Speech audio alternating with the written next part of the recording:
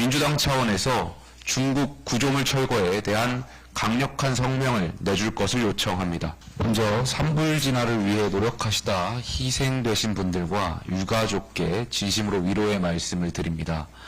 관계부처와 지자체가 가용자원을 총동원해 더 큰 피해가 발생하지 않도록 최선의 노력을 다해 주시길 당부드립니다.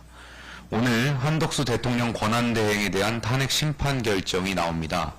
기각이냐 각하냐의 문제이지 한덕수 권한대행의 복귀는 민주당 의원을 포함한 대다수 사람들의 의견이 일치합니다.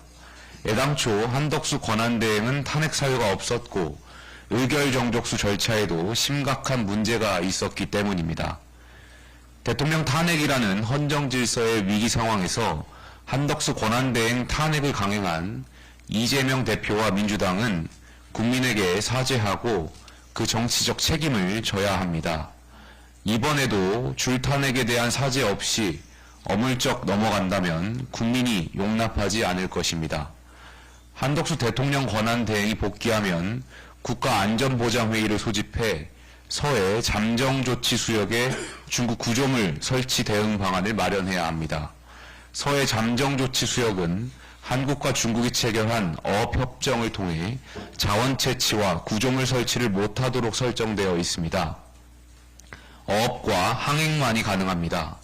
그런데 중국은 얼마 전부터 서해 잠정조치 수역에서 콘크리트 구조물을 무단 설치하고 최근에 그 숫자를 늘리고 있습니다.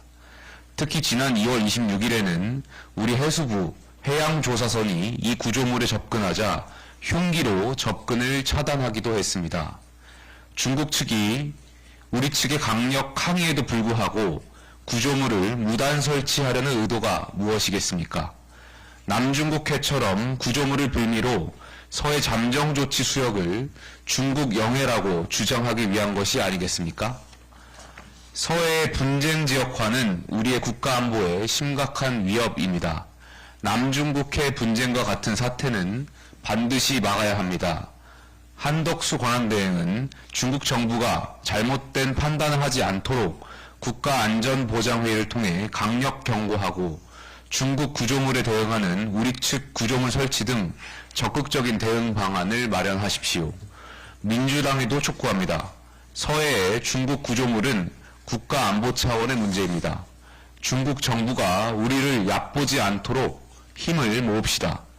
어차피 기각될 최상목 탄핵안은 철회하고 민주당 차원에서 중국 구조물 철거에 대한 강력한 성명을 내줄 것을 요청합니다. 이상입니다.